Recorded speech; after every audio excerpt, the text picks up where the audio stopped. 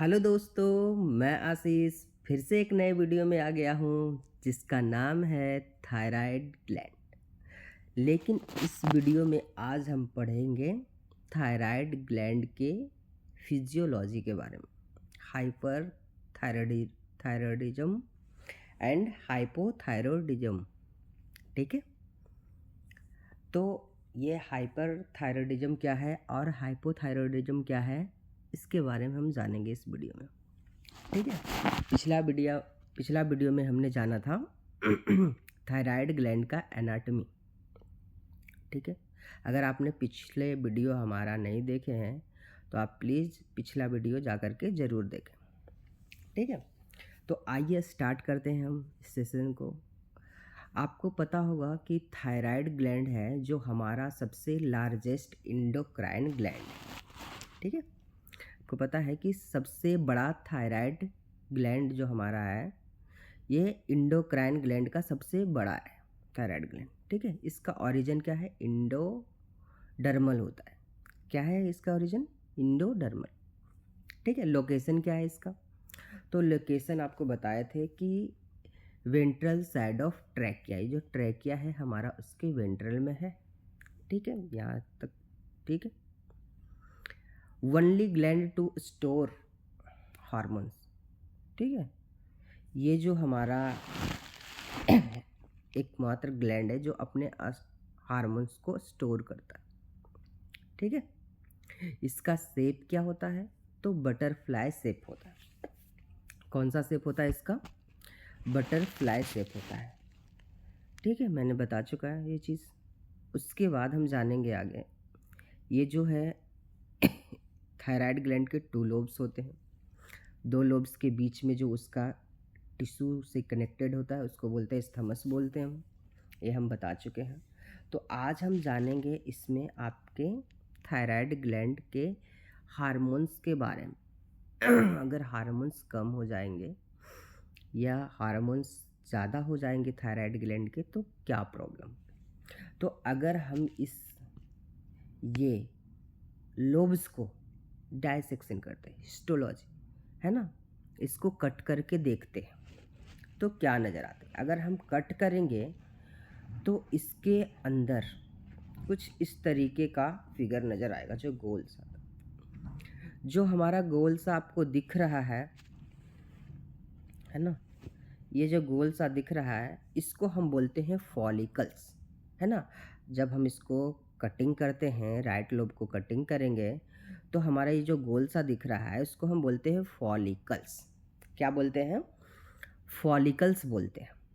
अब इसके अंदर है ना, इसके अंदर जो आपको ये दिख रहा है सेल, है ना, इसके अंदर जो दिख रहा है उसको हम बोलते हैं सिंपल क्यूबॉइडल एपिथेलियल सेल। इसके अंदर जो सेल है ये कौन सा सेल है, सिंपल क्यूबॉइडल एपिथेलियल सेल। ठीक है, अब ये जो आपको छोटा छोटा सा दिख रहा है जो फॉलिकल्स के बिल्कुल नज़दीक में है उसको हम बोलते हैं पैराफॉलिकुलर सेल। ये बहुत ही इम्पॉर्टेंट है। क्या बोले हम, जो हमारा फॉलिकल्स के नज़दीक में जो छोटा छोटा दिख रहा है आपको, ये वाला, ये जो छोटा छोटा सा दिख रहा है इसको हम बोलते हैं पैराफॉलिकुलर सेल। ये पैराफॉलिकुलर सेल क्या होता है, तो जो पैराफॉलिकुलर सेल होता है वो हमारा कैल्सीटोनिन हार्मोन्स का सिक्रेशन करता है। क्या करता है, कैल्सीटोनिन हार्मोन्स का सिक्रेशन करता है। ठीक है, अब देख लेते थोड़ा सा क्या लिखा हुआ। Thyroid gland has stromal tissue. ये जो थायराइड ग्लैंड के जो अंदर है, जो हम जाए तो इसके जो हम आगे जो दिखाए जो हमारा राउंड सा बना हुआ है उसके जो अलग अलग जो है उसमें जो एक टिश्यू होता है जिसको हम बोलते हैं स्ट्रोमल टिश्यू। क्या बोलते हैं, स्ट्रोमल टिश्यू। कहता nearby follicle cell presented called parafollicle. अभी हमने बताया कि जो फॉलिकल्स के नज़दीक में है उसको हम बोलते हैं पैराफॉलिकुलर सेल।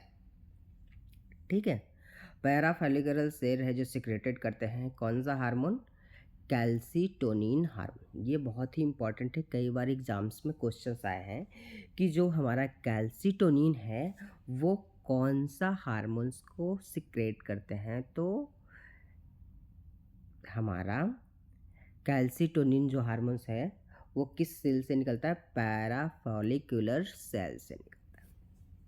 ठीक है, समझ में आ गई, जान गए हम। ये जो हमारा फॉलिकल्स है, फॉलिकल्स के जो अंदर सेल है हमारा, उसी में थायराइड हार्मोन्स का प्रोडक्शन होता है, बनता है हमारा, है ना, फॉलिकल्स के अंदर। ठीक है, हम यहाँ तक जान गए। फॉलिकल्स होता है, इसके अंदर स्ट्रोमल टिश्यू होते हैं। कौन सा सेल होता है? तो सिंपल क्यूबॉइडल एपिथेलियल सेल होता है। यहाँ तक आप लोगों को समझ में आ गई है ना। हम लोब्स को कट किए, उसके अंदर हमें फॉलिकल्स मिला, फॉलिकल्स के अंदर हमें सेल मिला, सिंपल क्यूबॉइडल एपिथेलियल सेल। ठीक है, हमारे फॉलिकल्स के नज़दीक में मिले पैरा फॉलिकुलर सेल मिले, और इसके अंदर स्ट्रोमल टिश्यू मिला, है ना।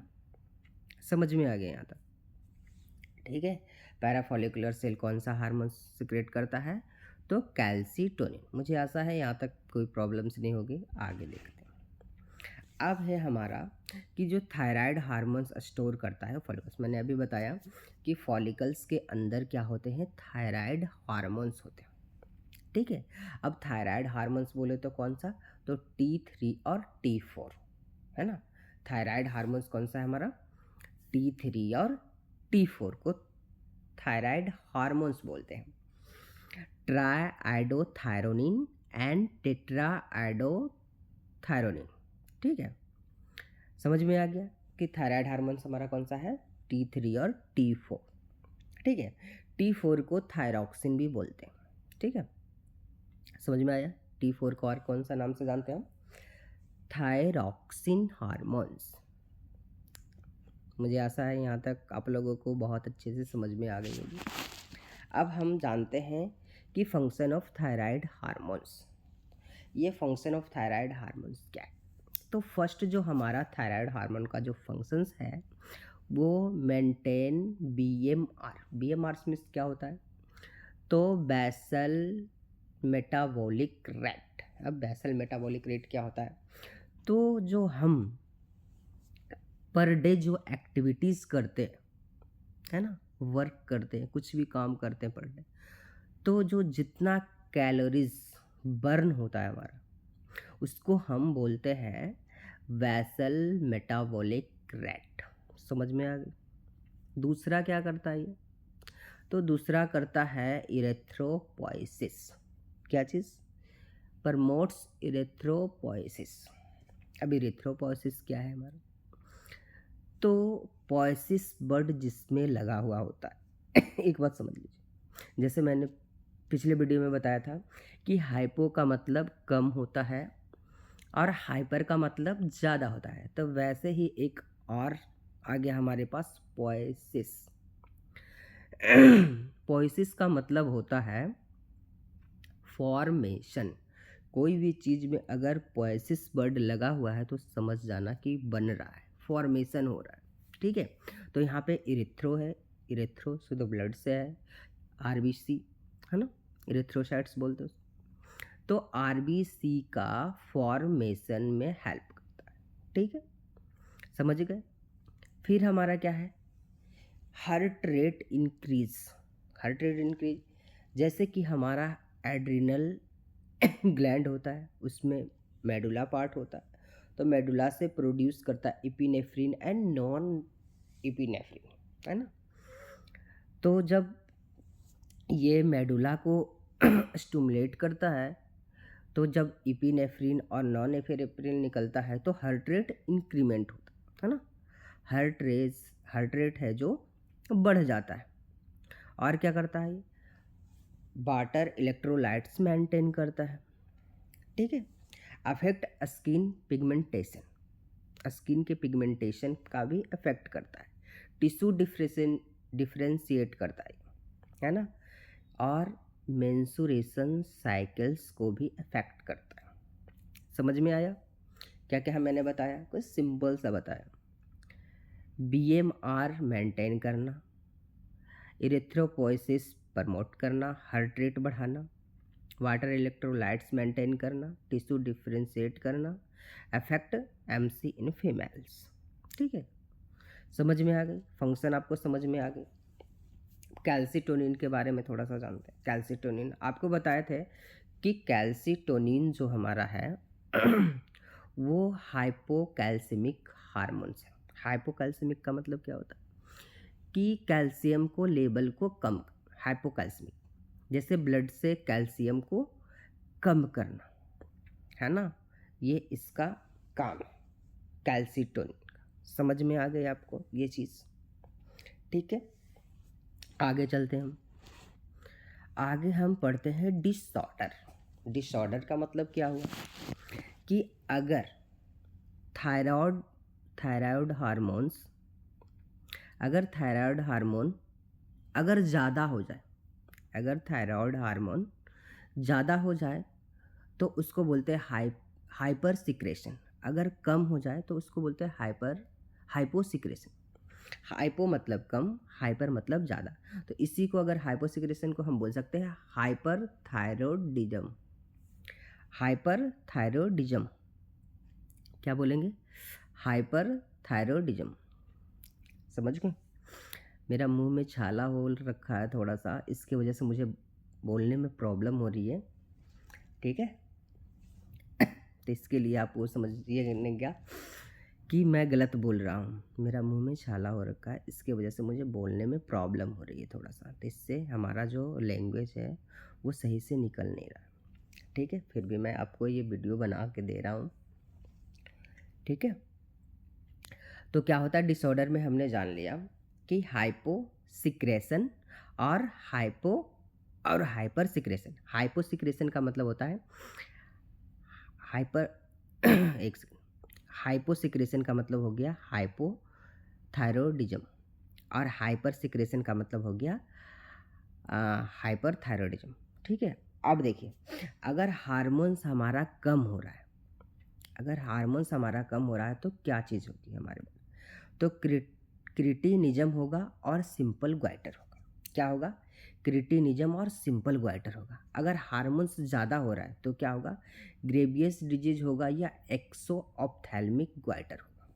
समझ में आया?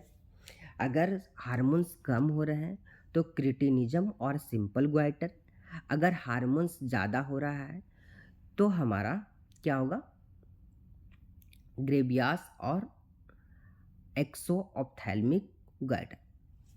आगे बहुत सारा फ़ोटोज़ मैंने आप लोगों के लिए सेट किया है जिससे आप देखेंगे कि एक्सोऑप्थेल्मिक ग्वाइटर क्या होता है, फ़ोटो के साथ बहुत अच्छे से समझ में आएगी आपको। तो देखो हाइपोसिक्रेशन में मैंने बताया कि क्रिटिनिज्म और क्या? Simple goitre. तो क्रिटिनिज्म क्या है? तो low level of thyroid hormone during pregnancy from the childhood या इनटू द चाइल्ड। कहता है कि अगर थायराइड हार्मोन का लेवल प्रेगनेंसी के दौरान अगर कम हो तो उसके बच्चे का भी कम, है ना, कम होने से होगा क्या बच्चा में? तो क्या होगा? स्टंटेड ग्रोथ होगा। स्टंटेड ग्रोथ का मतलब क्या होगा?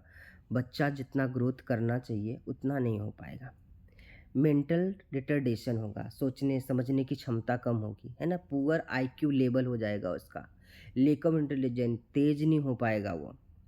लो हार्ट रेट एंड BMR होगा, है ना। डेफ, बहरा वो पैदा ले सकता है ना। एबनॉर्मल स्किन्स हो सकता है। तो ये है हाइपोसिक्रेशन क्रिटिनिज्म के, बहुत ही इंपॉर्टेंट है ना। क्रिटिनिज्म ये कब होगा? जब हाइपोसिक्रेशन होगा, है ना, हाइपोथायरॉयडिज्म में। समझ में आ गई? यहाँ तक कोई प्रॉब्लम है ना? चलो, मेनली हम एक भाषा में बोलेंगे इसको कि बच्चे की मानसिक विकास में कमी। सिंपल सा, बच्चे की मानसिक विकास में कमी, हाइट में कमी, है ना, बहरा हो सकता है। ये सारा समझ में आ गया होगा कि क्रिटिनिज्म से हमें क्या हो सकता है। अब आगे देखेंगे हम सिंपल ग्वाइटर क्या है। देखिए, इससे पहले हम जानेंगे एक चीज़, मैं आपको बताया कि अगर आपने मेरा वीडियो देखा होगा तो मैंने एक बताया था फीडबैक मैकेनिज्म, कि एक हमारे पास नेगेटिव फीडबैक मैकेनिज्म होता है और एक पॉजिटिव फीडबैक मैकेनिज्म होता है। नेगेटिव फीडबैक और पॉजिटिव फीडबैक। अगर हार्मोन्स है जो ज़्यादा हो रहा है हमारे बॉडी में, है ना, हार्मोन्स ज़्यादा हो रहा है हमारे बॉडी में, तो क्या होगा, उसको कम करने के लिए फीडबैक जाएगा। अगर हार्मोन्स कम हो रहा है तो उसको क्या है, ज़्यादा करने के लिए फीडबैक जाता है ना। तो देखिए, ये चीज़ आपको हम बताए थे कि जब हमारा बॉडी में हार्मोन्स बढ़ता है तो ब्रेन को मैसेज आता है, हाइपोथैलेमस एंटीरियर पिट्यूटरी को मैसेज भेजता है। इंटीरियर पिट्यूटरी है जो अपने ग्लैंड को जो हार्मोन्स निकालते हैं, जो रिस्पॉन्सिबल होता है, उसको मैसेज भेजता है, वो कम या ज़्यादा करता है। ठीक है, ये आप अगर नहीं देखे हैं तो मेरा पिछले का वीडियो देख लीजिए, उससे आपको बहुत ही ज़्यादा अच्छे से समझ में आएगा। ठीक है, तो आइए हम सिंपल ग्वाइटर पे कहता है ग्वाइटर है क्या। तो मेनली जो ग्वाइटर है इसको हम हिंदी में बोलते हैं घेघा रोग। मेनली ये क्या है, इनलार्जमेंट ऑफ थायराइड ग्लैंड। ठीक है, सॉरी, ये मेरा दर्द हो रहा है, इसकी वजह से मुझे बोला नहीं जा रहा है। Lack of iodine in diet result in hypothyroids leads to simple goitre. देखो, मेनली जो है हमने बताया था उसमें T3 और T4। T3 में 3 आयोडीन के परमाणु होते हैं और T4 में आयोडीन के 4 परमाणु होते हैं। तो जो हमारा हार्मोन्स है, ये थायराइड हार्मोन, ये आयोडीन के एटम से बने होते हैं। ठीक है, अगर आयोडीन की कमी है तो ग्वाइटर होगा ही, है ना। अब देखो कि क्या है, तो हमारे शरीर में अगर T3 एंड T4 कम होगा तो क्या होगा, जब T3 और T4 कम होगा तो हमारा क्या होगा, कम होगा तो पॉजिटिव फीडबैक जाएगा, है ना। किसको जाएगा, तो हाइपोथैलेमस को जाएगा। देखना, इस मैकेनिज्म को समझना, पॉजिटिव फीडबैक मैकेनिज्म होता है। जब कोई कम होता है तो ज़्यादा करने के लिए पॉजिटिव फीडबैक, और जब कोई ज़्यादा होता है तो कम करने के लिए निगेटिव फीडबैक। तो होता है यहाँ पे क्या है, सिंपल भाषा में समझिएगा, बिल्कुल आसान तरीके से मैं बताऊँ। जब हमारे बॉडी में T3 और T4 की कमी होती है तो हमारे ब्रेन को मैसेज आती है क्या, कि T3 और T4 कम हो रहा है। पॉजिटिव फीडबैक कहाँ पे गया, हाइपोथैलेमस को। देखिए यहाँ पे देखिएगा कि T3 हमारा T4 कम हो गया तो हमें किसके पास, हाइपोथैलेमस के पास मैसेज गया। ठीक है, हाइपोथैलेमस क्या करेगा, तो ये हार्मोन्स रिलीज करेगा अपना TSRH, thyroid stimulating hormone releasing hormone, है ना। ठीक है, अब ये किस पे एक्ट करेगा, तो ये अपना एंटीरियर पिट्यूटरी पे एक्ट करेगा, है ना। हमारा एंटीरियर पिट्यूटरी क्या करेगा, एंटीरियर पिट्यूटरी हमारा क्या करेगा, TSH निकालेगा, अपना TSH निकालेगा, ये थायराइड ग्लैंड के पास आएगा, है ना। थायराइड ग्लैंड के पास आएगा तो ये क्या हो जाएगा, थायराइड हार्मोन बढ़ जाएगा। तो ये तो हमारा नेचुरल है ना, कि ऐसे ये वर्किंग होता है। ठीक है, ऐसे ये वर्किंग होता है, लेकिन होगा क्या, यहाँ पे ये जो काम है वो नहीं होगा। मतलब ये है कि ये जो मैकेनिज्म, पॉजिटिव फीडबैक मैकेनिज्म है, वो कार्य नहीं करेगा। मतलब जो हमारा ब्रेन के पास मैसेज जाएगा, वो ठीक है। वहाँ से पिट्यूटरी के पास मैसेज गया, वो भी ठीक है। पिट्यूटरी ने थायराइड को हार्मोन TSH दिया स्टिमुलेट करने के लिए। लेकिन यहाँ पर जो है थायराइड है जो अपना काम नहीं करेगा, ठीक है। जब ये अपना काम नहीं करेगा तो लगातार TSH बनता रहेगा, है ना। लेकिन इसको ये क्या करेगा, कम नहीं कर पाएगा, मतलब ज़्यादा इसको नहीं कर पाएगा। T3 T4 हार्मोन्स को वो बना नहीं पाएगा। तो इस कंडीशन में होगा क्या कि TSH हार्मोन्स है जो बढ़ जाएंगे और उससे है जो हमारा थायराइड ग्लैंड है वो क्या हो जाएगा, इनलार्ज हो जाएगा। समझ में आई बात? देखो फिर से बताता हूँ एक बार। T3 T4 कम होगा, हमारा ब्रेन को मैसेज आएगा, हाइपोथैलेमस एक्टिव होगा। हाइपोथैलेमस किसको, अपना हार्मोन्स निकालेगा, TSRH वो देगा, है ना, स्टिमुलेट करेगा किसको, एंटीरियर पिट्यूटरी को। और एंटीरियर पिट्यूटरी अपना TSH हार्मोन निकालेंगे और थायराइड ग्लैंड को। लेकिन थायराइड ग्लैंड में यहाँ पे गड़बड़ी है।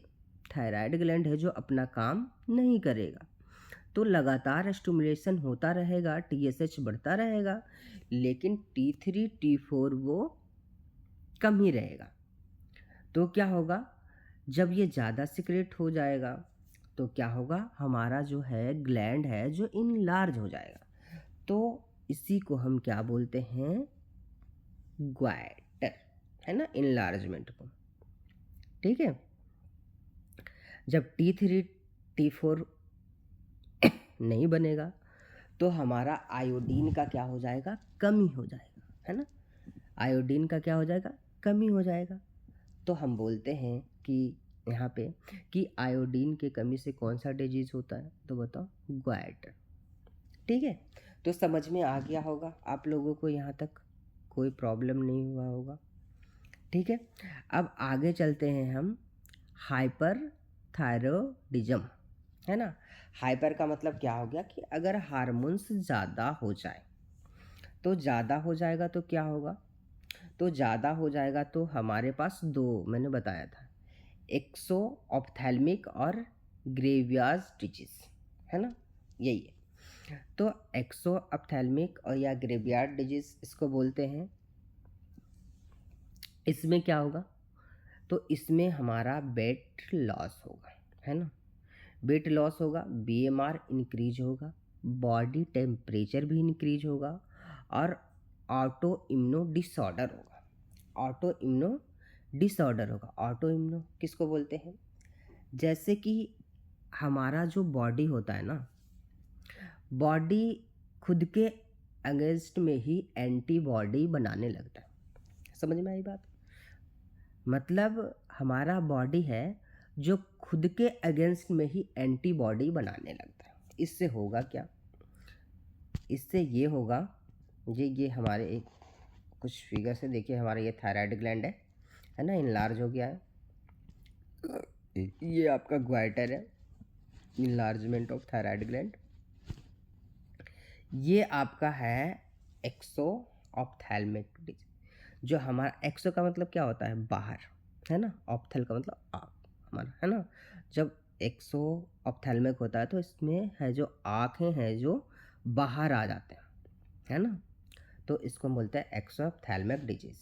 अब देखिए क्या होता है कि ये जो है हमारे बॉडी के अगेंस्ट में काम करता है ना, बॉडी के अगेंस्ट में एंटीबॉडी बनाने लगता है। तो ये काम करता है ना, ये हमारा थायराइड ग्लैंड का मिमिक्री करता है। थायराइड ग्लैंड का क्या करता है, TSH का, TSH है जो एक्ट करने लगता है थायराइड ग्लैंड पे हमारा। जब थायराइड ग्लैंड पे करेगा तो प्रोड्यूस करेगा हमारा T3 एंड T4, है ना। और T3 T4 जब होगा तो हमें हाइपर थायरॉयडिज्म होगा।